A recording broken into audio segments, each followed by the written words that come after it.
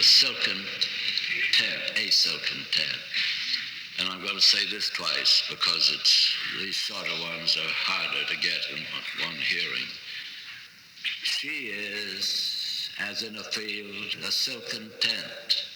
At midday, when a sunny summer breeze has dried the dew and all its ropes relent, so that in guise it gently sways at ease, and its supporting central cedar pole that is its pinnacle to heavenward and signifies the sureness of the soul, seems to owe naught to any single cord, but strictly held by none, is loosely bound by countless silken ties of love and thought to everything on earth, the compass round, and only by one's going slightly taut in the capriciousness of summer air is of the slightest bondage made aware.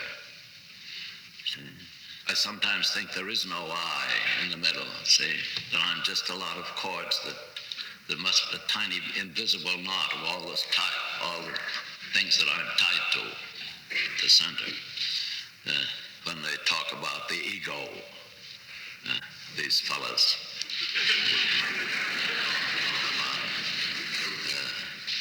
She is, this whole tent is like that, you see. That's that figure for the whole thing that I'm saying. She is, as in a field, a silken tent at midday, when a sunny summer breeze has dried the dew and all its ropes relent, so that in guise it gently sways at ease, and its supporting central cedar pole, that is its pinnacle to heavenward, and signifies the sureness of the soul, seems to owe naught to any single cord, but strictly held by none, is loosely bound by countless silken ties of love and thought to everything on earth, the compass round, and only by one's going slightly taut in the capriciousness of summer air is of the slightest bondage made aware.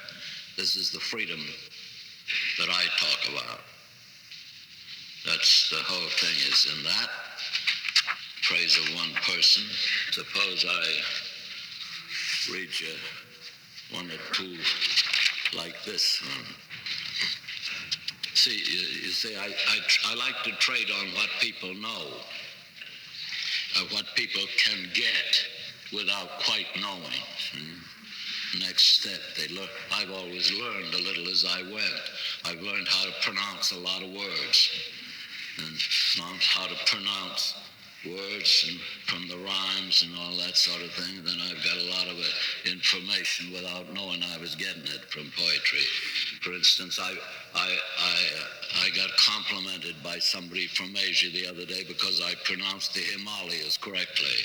Well, I learned too from poetry somewhere. But I used to say, when I was very young, I said Himalayas. That's wrong.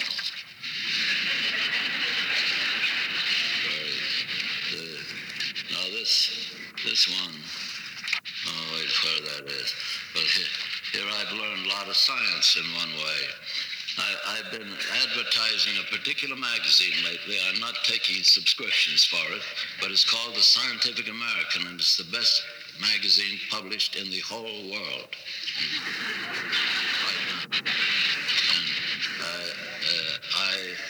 And some of my poetic and humanistic friends are worried about science, a good deal. But no, there's something, besides science, of course. We know all about that. There's a whole lot that no science, psychological or any, can touch. There's such a thing, for instance, as friendship. There's no psychology can tell you how true any friendship is or how true your own friendship is to anybody. Right? And how long you'll stand hostility in someone with the appearance of friendship for what you can get out of them. And all that's all very difficult.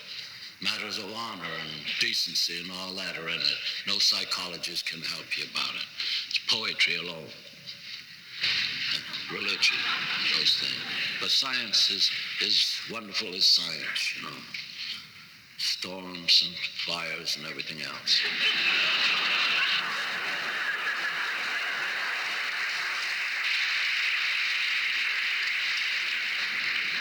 And statistics. You can do wonders with them. You can despise them. They can be mean, deadly things that don't mean anything. But you look, see how they mean and don't mean. Now, I'm the doctor, we'd say, and I have 100 cases of pneumonia, and I only lose 5 of them. See? That's me, the doctor. And I do it on a percentage basis, the way I read poetry. And for those that get it and so on, some will get it, some won't. And but that's 5% only he loses, see? And he sleeps. Doesn't worry him too much. Perhaps one of them is harder to lose than another, and it worries him little. But one of those is somebody's beloved, see? And is 100% for somebody, see?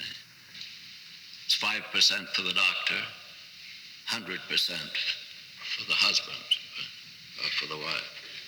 So you see, that's where it breaks down, all this. You can't do it. The government has to be run on a statistical basis, but our lives are all sort of inside of that, you know. It's not that way. But here I have, here in a sonnet again, I have a poem called Why Wait for Science?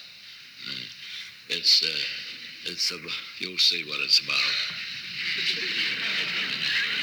Why wait for science? Everybody seems standing waiting right now, you know. I don't know whether you are or not. I'm not. It puts on a beautiful show. Let it go ahead. Wonderful show. I'm dazzled with it. I knew Wilbur Wright, for instance. I don't ride the rocket planes and anything like that. I'm not up there in the air, but I had admired him, and I was at Kitty Hawk only a few months ago, standing there where he first took off from the earth, you know, and I admire all that, but it has its limitations. Love is the same thing. Friendship is the same thing. Love and hate are the same things, and friendship and enmity are the same things. They don't change a bit by all that. Why wait for science?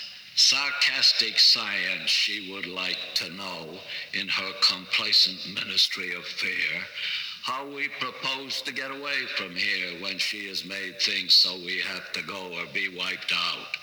Will she be asked to show us how by rocket we may hope to steer to some star off there, say a half light year, through temperature of absolute 0?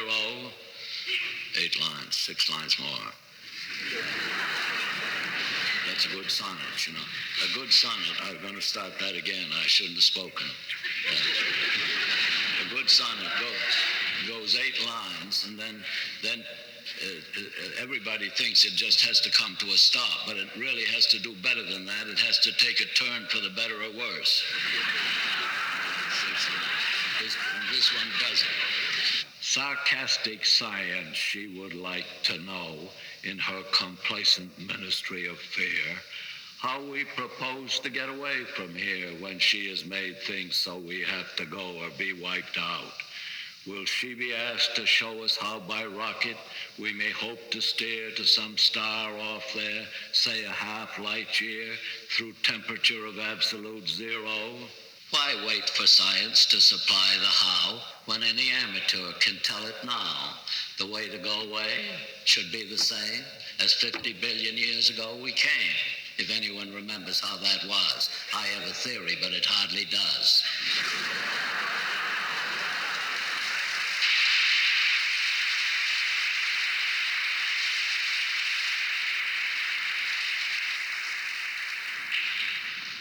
Then here's one called Etherealizing, another sonnet too, about and science is in it. Again, to show you, you see my admiration for the Scientific American. Then I have another fondness, strange one. I have from the president of one college, the University of Michigan, where I spent 3 of my years in my life under President Burton, and Mrs. Stewart's father, and one of my great friends. I have a copy of the first edition of The Voyage of the Beagle, first edition, English edition. From the president of another college, I have the first American edition of The Voyage of the Beagle. And that's a better book, and a more interesting book, a more lovely book, and a more entertaining book than any one of the 100 best books that you don't read. It's where the thought in the 100 best books listed is one of Darwin's, The Origin of the Species. But he thought of all that on The Voyage of the Beagle, you know. It's a beautiful book, entertaining, all about everything, by a very great man with all the greatness in it. Splendid book. But here is something about evolution. A theory, if you hold it hard enough and long enough, gets rated as a creed, such as that flesh is something we can slough so that the mind can be entirely free. Then when the arms and legs have atrophied and brain is all that's left of mortal stuff, we can lie on the beach with the seaweed and take our daily tide baths smooth and rough. There once we lay as blobs of jellyfish at evolution's opposite extreme, but now as blobs of brain we lie and dream, with only one vestigial creature wish: oh, may the tide be soon enough at high to keep our abstract verse from getting dry.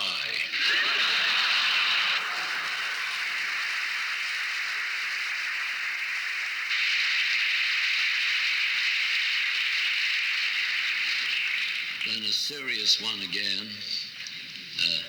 See, one of the interesting things to me in poetry is to make all the poems sound different from each other, so I have something to do with them when I read them, see? So they be something to, and now here's a different sounding one. This is called Provide. This is economics. This is in the field of economics. Provide, you say it like that. You wouldn't know that until you've read the poem, but I've read it. And it's about, see, the beginning of it is about something that happened at a college that I was at then, something about there was a trouble about the scrub women, and there was a strike, not put on by the poor scrub women, but put on by the students for the scrub women. And it was a very touching thing. Well, it was a very serious thing. You shouldn't laugh. That's wrong. It's a very serious thing. This poem is an exaggeration of some of that, any of that. The witch that came, the withered hag, to wash the steps with pail and rag, was once the beauty Abishag, the picture pride of Hollywood. Too many fall from great and good for you to doubt the likelihood. Die early and avoid the fate, or if predestined to die late, make up your mind to die in state. Make the whole stock exchange your own. If need be, occupy a throne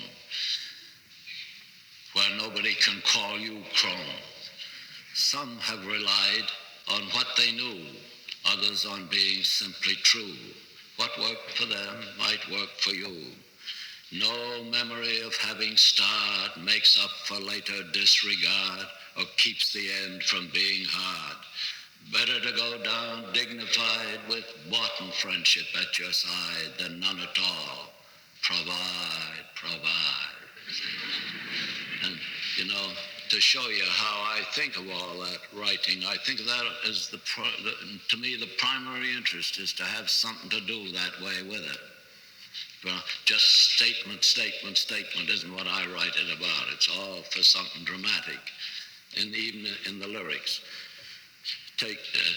And I'll show you what I did with that once. The end of it, you see, this better to go down. I laid it on very thick with somebody in the state, in the government, was right in front of me. Very important man, friend of mine. And just for the fun of it, I laid it on for him. I said, better to go down dignified with bought friendship at your side than none at all. Provide, provide. And then I added, or somebody else will provide for you. And then I thought I hadn't done enough. I said, let me say that again, that last stanza. And I said, better to go down dignified with bought friendship at your side than none at all. Provide, provide, or somebody else will provide for you. And how will you like that?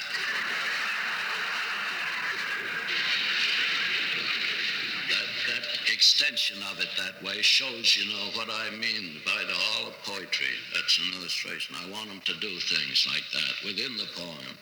I like to stretch that one that way for the fun of it. Well, you've heard a good deal of me. See if I have read to you long enough. Shall I say? I'll say one more amusing one. See, this is my heavy-duty one. See, all my free verse friends suspect that what makes me say what I say is some difficulty with the rhymes. And so they've gone pure, you see. They've just thrown that all away, and so they could be honest men. And one of them is, at times, he's very hostile to me. One of them. And times he's great friends. He forgets. And then he remembers that I once said in public that I'd as soon write free verse. I'd as soon. I didn't say he'd as soon. I wasn't so quick as reflecting on anybody. I never do reflect on anybody. No malice. I said, I'd as soon write free verse as play tennis with the net down.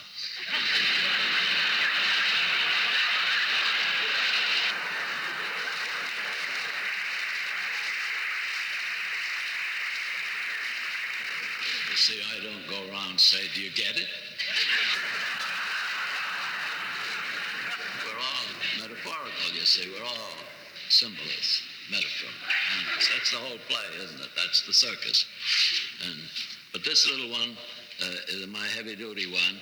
I've got the lines so short and the rhymes so close together that you're free to examine it as it goes and see if I'm being led around by the rhymes or whether I'm having my way with the thing straight through. And I'll emphasize the rhymes for the fun of it, this last one. Lay them on. This is about an ant, A-N-T, that I met in Key West. It's not a New England poem at all.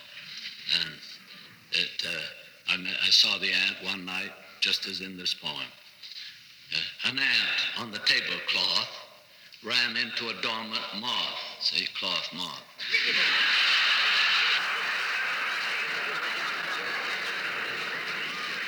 An ant on the tablecloth ran into a dormant moth of many times his size. He showed not the least surprise. His business wasn't with such. He gave it scarcely a touch and was off on his duty run. But if he encountered one of the hive's inquiry squad, whose work is to find out God and the nature of time and space, philosophy department, he would put him on to the case. Answer a curious race, one crossing with hurried tread the body of one of their dead, isn't given a moment's arrest, seems not even impressed. But he no doubt reports to any with whom he crosses antennae. And they no doubt report to the higher up at court. Then word goes forth in formic, F-O-R-M-I-C, that acid language. Then word goes forth in formic. Of course, if you can anticipate and do the rhyme in formic, so much the worse. Then word goes forth in formic. Death's come to Jerry McCormick.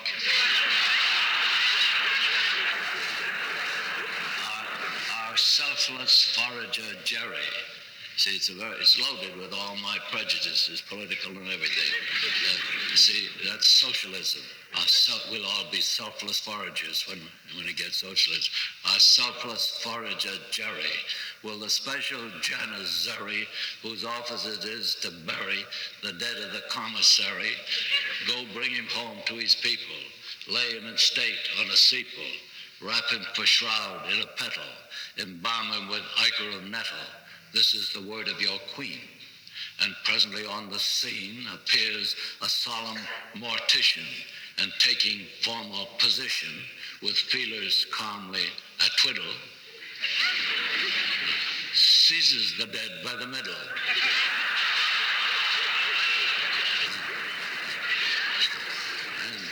And heaving him high in air, carries him out of there. No one stands round to stare. It is nobody else's affair. It couldn't be called ungentle, but how thoroughly departmental.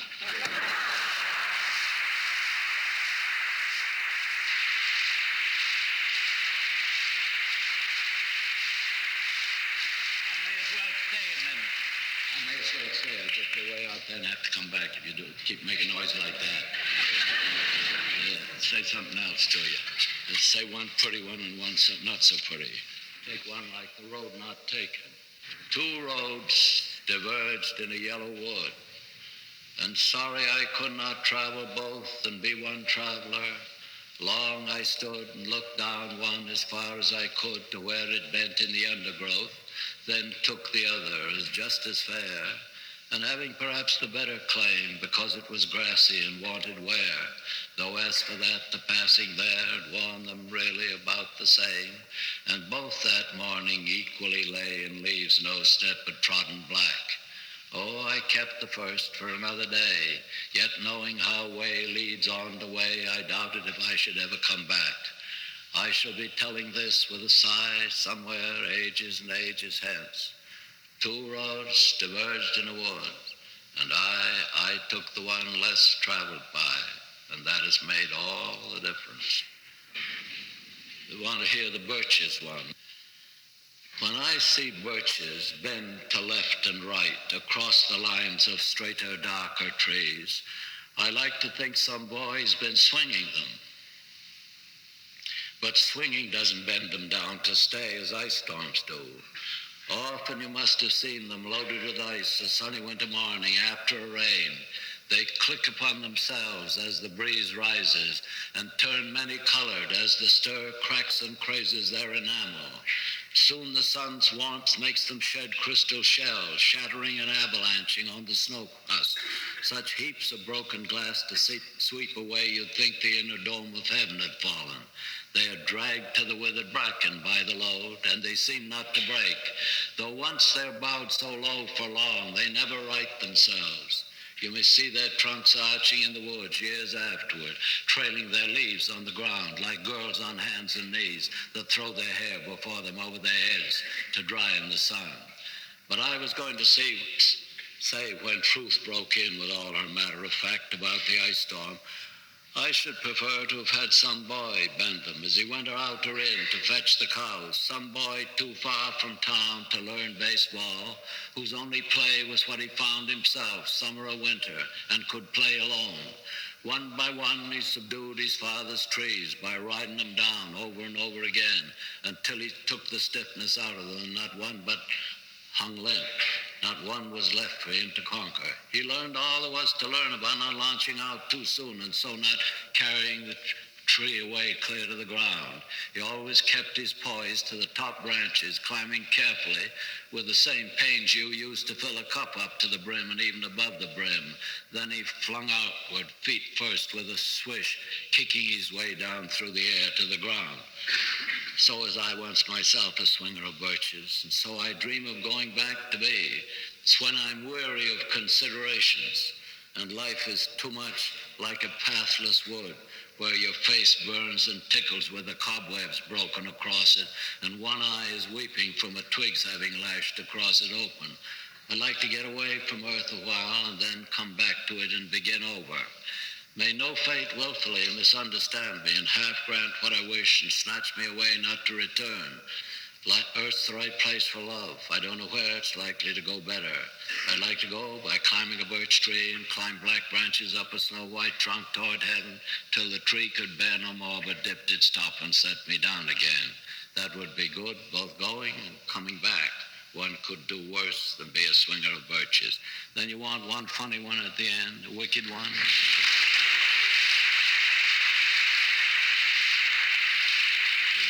This one goes with is a little like the ant one. This one's called a considerable speck. In New England, we say considerable like that when we want to be impressive. A speck that would have been beneath my sight on any but a paper sheet so white, set off across what I had written there, and I had idly poised my pen in air to stop it with a period of ink, when something strange about it made me think. This was no dust speck by my breathing blown, but unmistakably a living mite, with inclinations it could call its own.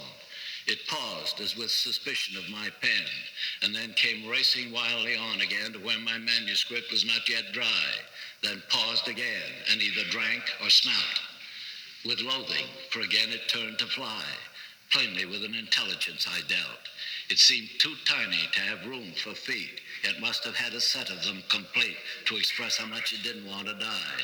It ran with terror and with cunning crept. It faltered. I could see it hesitate. Then in the middle of the open sheet, cower down in desperation to accept whatever I accorded it of fate. I have none of the tenderer than thou, collectivistic, regimenting love with which the modern world is being swept.